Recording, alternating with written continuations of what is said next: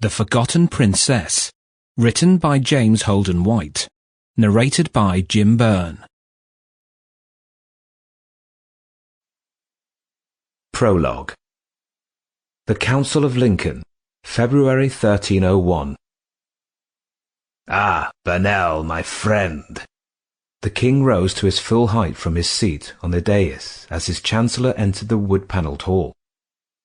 As he did so, those attending him scattered, bowing as they retreated backwards and leaving only his host, Henry de Lacy, the geriatric Earl of Lincoln, decrepit and hard of hearing, at his side. The king smiled in greeting, his arms wide. Our parliament would not be complete without you, Robert, whatever my son might think. No, indeed, my lord. The new entrant coughed and rubbed his cold hands together. By your leave. He glanced at the blazing fire of enormous seasoned oak logs positioned to the left-hand wall and halfway down the hall. Of course, and hot wine for my Lord Byrne. He gestured to a courtier as his chancellor, weary from his journey and soaked through by the rain and sleet he had ridden through, paced slowly and stiffly over to the fireplace. Byrne exchanged his wet cloak for a steaming goblet of wine, knelt to warm himself briefly, coughed again, rubbed some life back into his aching limbs, and slowly straightened up to face his monarch, his back to the enormous fire. The king had reseated himself and regarded him carefully. Byrne was as grey as he was, as ever short and stout in the belly, but hunched and arthritic now in his old bones. His pointed goatee beard was neat as usual, and though his cough betrayed advancing illness, his loyalty had been unfailing over the years. I regret, but I had to send you, Robert. The king smiled. I know you are more comfortable in your warm tower dealing with my papers and the more delicate affairs of state. But as we were in Lincoln, I had to send you in person. In light of events here tomorrow, I needed answers.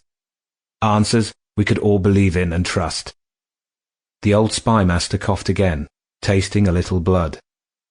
He would not have chosen February or Lincoln to hold the investiture of the Prince of Wales, but he was better than anyone at practising discretion in the presence of King Edward. The King's Parliament of Barons was assembled, and tomorrow the 17-year-old Prince Edward of Carnarvon would be furnished with his new title, though he be miles from his principality and the Welsh themselves. It was all part of the King's succession plan, but while the hammer of the Scots was aging too, he still cut an imposing figure, who could handle a sword as well as any man alive, and was not in need of immediate replacement. I am not disposed to campaigning as yourself, Lord King. Byrne sipped his wine. Not so comfortable in the saddle, but, as you say, it was not too burdensome a ride from Lincoln. I am pleased to find you in good health, my lord. I have my young queen to keep me warm on the winter nights, my friend. The queen is well, I trust?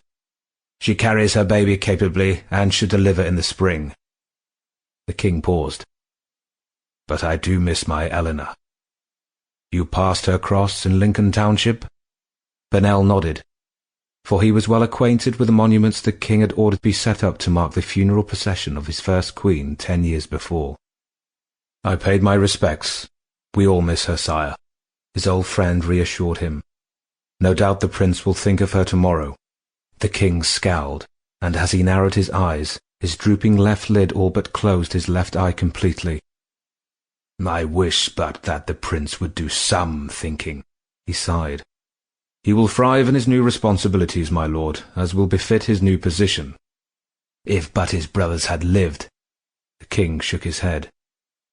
He is weak, Robert, and has bigger eyes for the Queen and bigger ears still for that idiot Piers Gaveston than he does for his aging father or for matters of state. More fool me for adding Gaveston to his household as a companion, Byrne. I've a mind to exile the knave, yet young Edward wants me to give him an earldom. Then must he learn his craft, my lord, with troublesome Wales? The Earl of Lincoln nodded sagely at this, but the king was decisive. He was born in Carnarvon, and he has always known the people rebellious. Now must we see Wales finally put beneath our feet. He paused in thought a moment, then leant forward in his chair, as if revitalized. Sample complete.